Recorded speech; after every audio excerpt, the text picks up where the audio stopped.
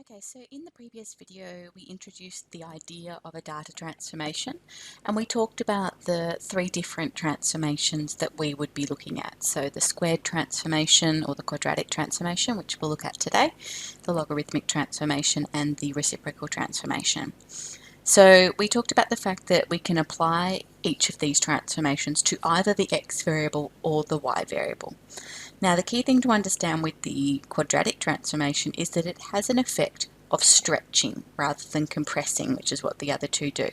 So what it does is if you apply the squared transformation to the x variable, it stretches out the larger x values relative to the smaller x values. Okay, so when you've got, say, a shape curving like what we're seeing here in this scatter plot down here, if we stretch out those larger x values more than we stretch out the smaller x values, we're going to get more of a linear pattern happening. Okay, so this is one of our options. As I said, there's lots of other options. We could also create more of a linear pattern via some compression, y compression as well, and it might turn out that our logarithmic or our reciprocal transformation is better in this instance, but today we want to look particularly at the squared transformation.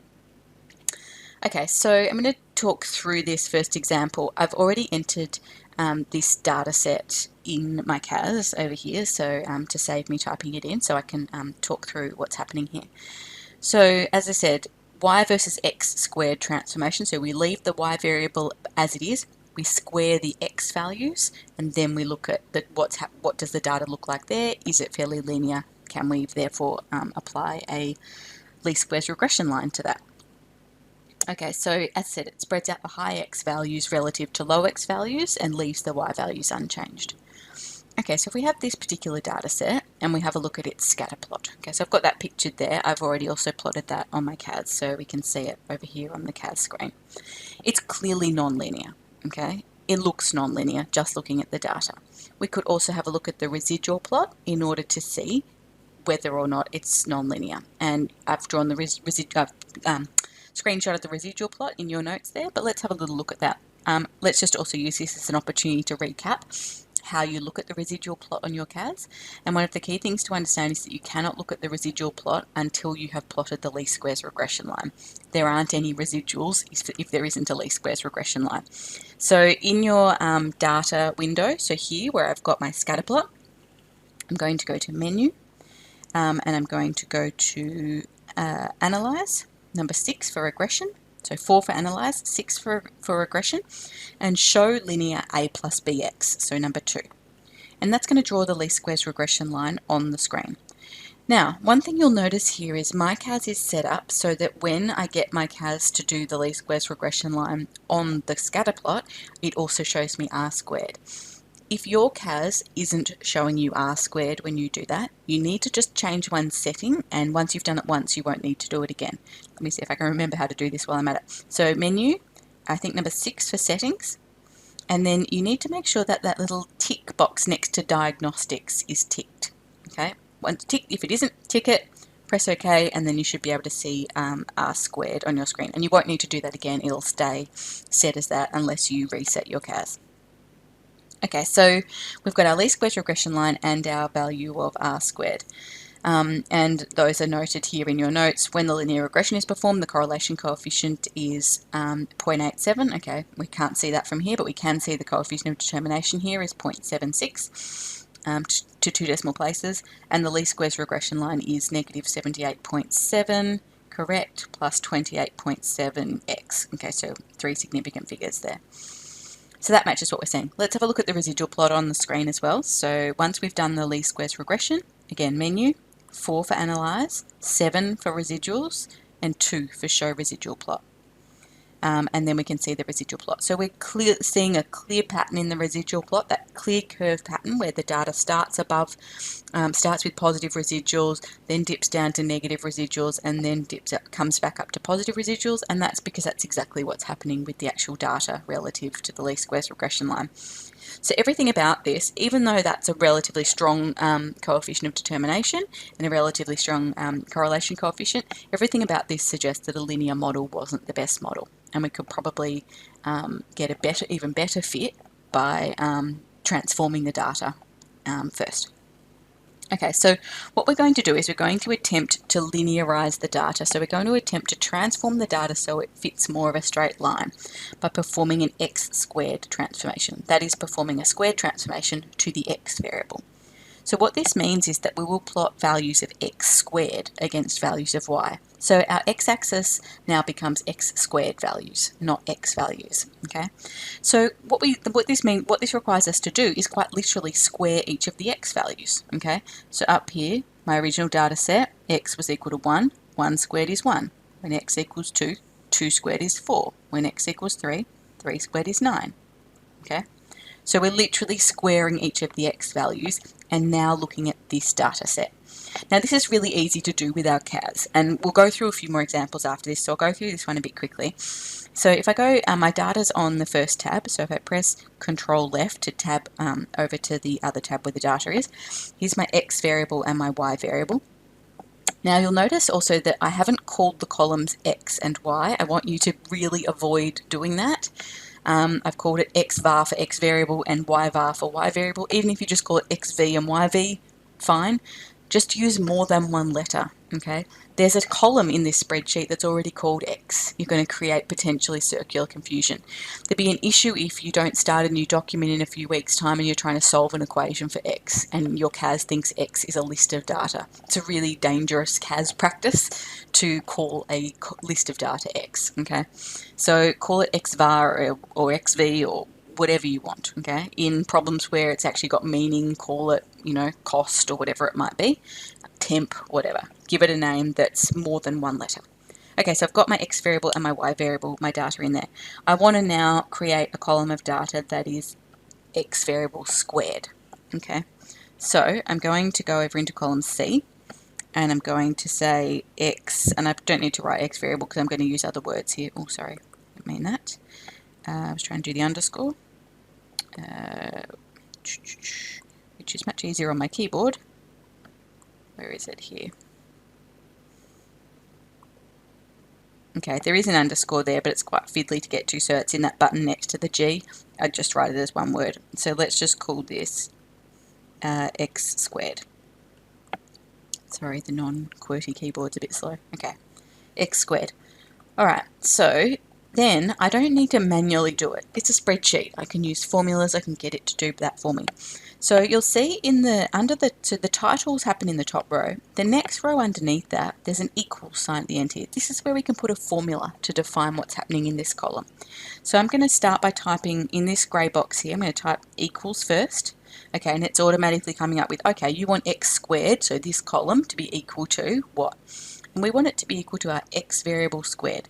So you can do two things here. You can either start typing the name of your x, you can type out x var, and once you've typed the name that matches your column definition, it'll turn bold.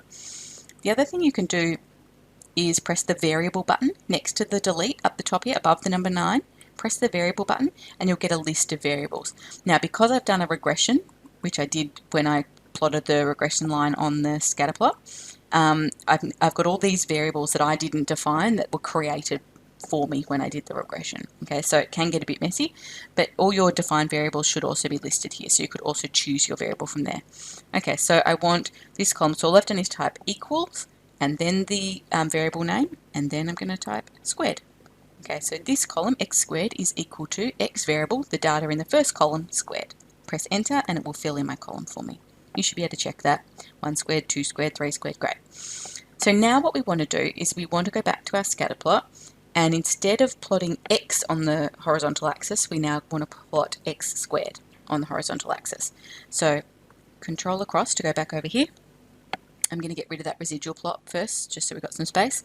So menu 4, 7 for residuals, hide residual plot, number 2. Okay, so now down the bottom here where I've currently got x variable on this x-axis, I'm going to click here and I'm going to change this to be x squared variable. And we can see that data become more linear. The regression equation on screen has changed. It's now a different regression equation. And the r squared value has also changed. It's gone from being 0.76 to 0.91. Okay, so stronger correlation, we saw it become more linear, so we now have a better fit for our data. So that's summarized here. So there's still a curved shape, and this is probably still not, this data is probably still not best modeled by a linear model. There are probably still better options, but we've improved our model significantly. So now when a linear regression of y versus x squared is performed, the correlation coefficient is 0.95, where before it was 0.87. The coefficient of determination is now 0.91 instead of 0.76. So therefore we've improved, we've got a better model. And our linear regression equation. Now, this is where you need to be careful. The regression equation is not y equals negative 28.0 plus 2.78x. Okay, because our horizontal axis is no longer x, it's x squared. So where in our equation we would normally write x, because we haven't plotted y versus x, we plotted y versus x squared, we now need to replace in the equation our x with x squared. And so actually what we have is a quadratic equation, okay, a squared equation to best fit the data. But we do that by transforming the data first to create that quadratic equation. Okay, so that one's fully talked through for you. Let's have a look at working through together, applying the square transformation to the y variable. So this is going to have the effect of, relative to the small y values, stretching out the larger y values to a greater extent than it stretches out the smaller y values, and hopefully then vaguely linearizing or creating a more linear set of data. Okay, so we've got the data set. I've already entered that in another document. Let me just open that up. Okay, so I've got this data set here, and we can have a look at the scatter plot. I've already done that as well. So Control I to insert a new page, insert a data and statistics page, and then add your x variable to the horizontal axis and your y variable to the vertical axis. Okay, so the first question we're answering here is, does the scatter plot suggest a linear association between x and y? And I would say no. This follows a pretty nice perfect, curve. So the scatter plot does the scatter plot suggest a linear association between x and y? No. A simple answer to that. We could also have a look at the residual plot again over here, but I think the data in itself is curved enough for us to say no. Find the equation for the least squares regression line. Okay, so we can do that over in our data, our list and spreadsheet with menu 414, okay? And we're actually going to need to do that because we want the correlation coefficient. So we'll do it both ways, but equally you can also get if you're just after the regression equation and the coefficient of determination, you can get that from the scatter plot directly. So let's do that over here. Menu, 4 for analyze, 6 for regression, 2 for show linear a plus bx. Okay, and so there we've got our regression equation. So the least squares regression line before we've done any transformation is y equals 254 minus, you'll notice how your CAS writes plus negative 22. We would write that as minus 22. Adding a negative is subtracting. Minus 22x. Okay, so that's the regression equation. State the values of the correlation coefficient and the coefficient of determination for this data. Give your answers correct to 2 decimal places. Okay, so coefficient of determination to 2 decimal places is 0.95. Okay. Correlation coefficient, we could take the square root of that and we clearly have a negative correlation coefficient, or we can go back over to our lists and spreadsheets and do the regression here as well. So menu 414 for your linear regression. Your x list is your x variables and your y list is your y variable.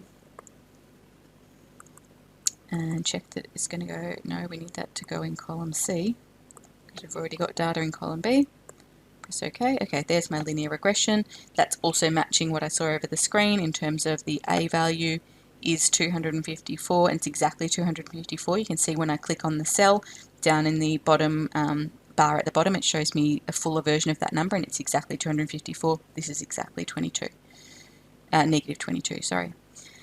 And so r squared matches what we saw on the screen. Here we can get r, so r is negative, which we expected. Clearly have negative correlation here. Negative 0.97, correct to 2 decimal places. Okay, so then linearize the scatter plot by performing a y squared transformation and fit a least squares regression line to the transformed data. Okay, so we need another column of data, which is our y values squared. Right now I've put my regression in the way here, so that's okay. We just go to the next free column. Okay, we'll make this column, we'll call this column y squared. Y squared.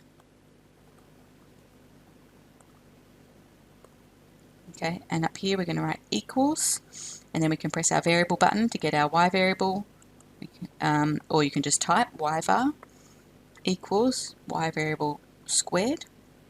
Okay, and so now this column of data is all the y values squared.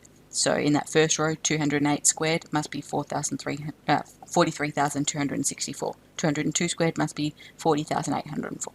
Okay, so now what we want to do is do the regression, but instead of using x and y, we want to use x and y squared. So y squared is still the response variable, y still remains the vertical axis. Okay, so we're going to do our explanatory variable is x and our response variable is y squared. Alright, let's have a look at what that looks like on the scatter plot first of all.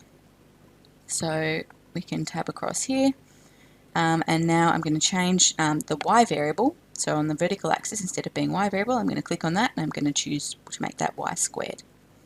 Alright, we see our data become quite a lot more linear.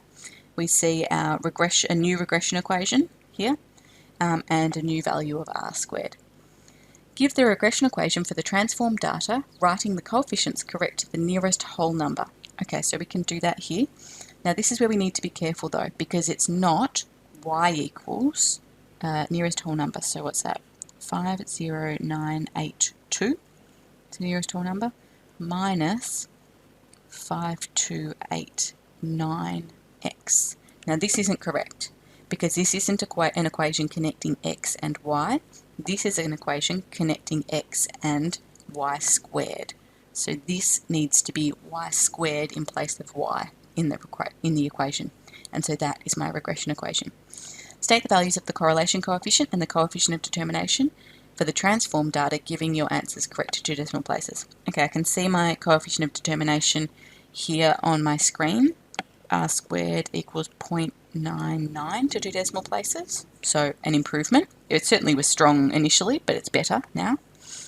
And then r, so again, we could take the square root of r squared ourselves and know that it's going to be negative, or we could do the regression over here, which will give us r. So again, menu, you can do it in the same screen, menu 414. This time our x list is still going to be x var. Our y list though is going to be y squared. And then again, tabbing down, I think we need column F. Yep, good, it's already there. Alright, so here's our second regression between this time x and y squared, and we can see we're getting the same numbers here in terms of the a and b values from our equation. And we're getting r squared is also still 0.99, and r is negative 0.99 to 2 decimal places. Use the transformed regression equation to predict the value of y correct to the nearest whole number when x equals 5.5. Okay, now this is important, that you need to make sure that you've got your equation correct, in that it's got to have y squared in place of y.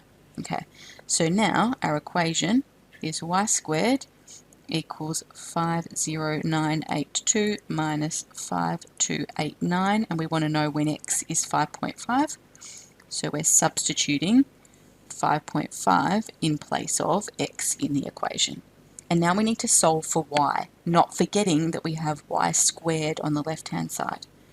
Okay, I'm just going to insert a new calculator page into my document, and we're going to work this out. 50982 minus 5289 multiplied by 5.5. Okay, so y squared is equal to 21892.5, which means that y is going to be equal to the square root of that. Well, technically it could be positive or negative square root of that, but our equation tells us that we know that when x equals 5.5, our data tells us, and our scatterplot tells us that when x equals 5.5, y has to be a positive value. Okay, so we know it's going to be positive square root of 21892.5, and so we could do that. I'm going to show you another way in a second as well. 21892 a couple of other ways actually. 21892.5. And so y is approximately, nearest whole number, 148 when x is 5.5. Okay, so we're still able to make a prediction for y based on x using this equation, but we have to add an extra step in that we can work out y squared, what y squared equals, and then take the square root to find out what does that mean for y.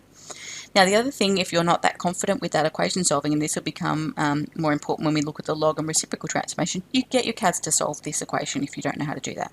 So menu 3.1, solving y squared equals that number up there. You can just scroll up and take it. Solve for y. Now the problem is this will give you a positive and a negative value. You need to think about your scatter plot and think about, okay, when x equals 5.5, I know it's going to have to be a roughly positive value. The prediction will have to be positive. So 100, the positive answer is what I'm interested in this particular example. The other thing you can do, and I actually didn't note it as we found my regression, so I'm just going to do some trial and error here. If I have a look at what, for those of you that are happy with function notation, so those of you that are probably studying methods, yeah, so function, when I did my second regression, it saved that second regression as function 2 of x, okay? So f2 of x is this equation. So therefore, you could straight away do f2 of 5.5, that's subbing 5.5 in, and get your 21,893.2 that way, and then square root from there. Okay, so note though that f2 of x is still assuming it's y equals, not y squared equals, so you have to make those adjustments yourself. And that becomes an issue when we look at the other transformations as well. Okay, so a few different options there depending on what you're comfortable with. Please ignore the function notation if that's something that you're not familiar with, if you're not a method student either from year 11 and or currently doing methods. Okay, so the box here just runs you through the steps we've been looking at, how you perform the regression and how you perform the second regression with your new data set. But equally, you can also do it on the graphing screen. Okay, so there's one more example here before we finish up. Can I encourage you to pause the video at this point and have a go at doing this yourself with your CAS? And then you can resume the video and watch me go through it and check that you're able to do it correctly. Okay, so if you've paused and come back, let's have a look again. I've got this data already entered in, so I'll just change to another document. So there's the data there. So part A is to use your CAS to plot the scatter plot, consider the shape of the data, and apply an appropriate quadratic transformation. Okay, so let's have a look at the scatter plot. So Control I to insert a new page into my document. I want number 5, a data and statistics page. I'm going to put my x variable on the horizontal axis and my y variable on the vertical axis, and I'm getting a shape that goes sort of like this. So the question here is, do I want to apply a squared or quadratic transformation to the x variable or to the y variable? So thinking about the fact that what the squared transformation does is stretch larger values, if I stretched the y values would get bigger at a quicker rate than the x values. So it could actually potentially make it quite linear, but it's probably not. It's probably only going to amplify what we're seeing. Okay, it's probably going to make these values much bigger. We're probably still going to see a curve happen. All right. Instead, what would be better here is to enlarge our x values, and that's going to just stretch out this curve slightly so it straightens out a bit more. Okay. So we want to apply it to the x values in this particular example. Now, can I assure you, in most tests and exams, it'll tell you exactly which transformation and which variables you should apply it to. And we'll have a look at the end of this chapter at exploring how we could make that choice ourselves with a bit more information if it was up to us. Okay, so we've decided we're going to apply a squared transformation to the x variable. Use your CAS to consider the scatter plot of the transform data. Okay. Now, if you're not sure, you could actually have a look at both of them. It wouldn't take you long to do that. So if I tab back across to my data, let's make 2 more columns. We think it's going to be x squared is going to be the best option. So let's do that. But why don't we, while we're here, also look at y squared and do that. And then we can actually be clear about what's going on. So y squared. Okay, so in the row under here where we can put formulas, type in equals first, and then we want to type x var. You can either type it manually or you can get it from your variable list. We want to do x var squared, and while I'm here I'm going to also look at y variable squared equals y variable squared. Okay, great. Let's go back over to the scatter plot. Sorry, it's the other way, there. Okay, let's have a look at the first one we think should change our x variable to x squared. Definitely more linear, a lot more linear. Okay, let's put that back to x and just see what happens if we look at the y squared. So squaring the y value, that actually amplifies the curve. Alright, so we definitely don't want that. We want to square the x variable. Okay, so change the y variable back to y, change the x variable to x squared, definitely made it more linear. Okay, so in terms of part C, calculate the equation for the least squares regression line. We could do that on the graph here. So menu 4, 6, 2. And there we've got the least squares regression line. Okay, again, it should tell us, let's go with 3 significant figures for all the coefficients. Okay, by coefficients, it means the A and B values. Okay, or we could have done the regression over in our data and statistics page, menu 414, our x list is x squared and our y list is y.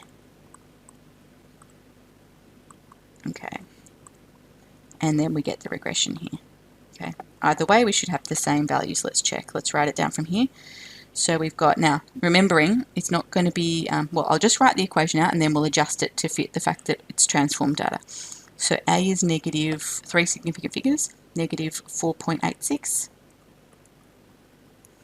and then B is plus 0.526. Okay, now this equation is not correct because this isn't the line that joins x and y, this is the line that joins x squared and y. So we replace the x variable with x squared. Okay, so that's the equation of the least squares regression line for this transformed data. Let's just check back over on our scatter plot that it's the same equation. Yes, it is. But you must have x squared in place of the x variable. Equally, if we'd done the transformation to the y variable, we would replace the y in the equation with y squared. Okay, exercise 5b is your work today to have a go at.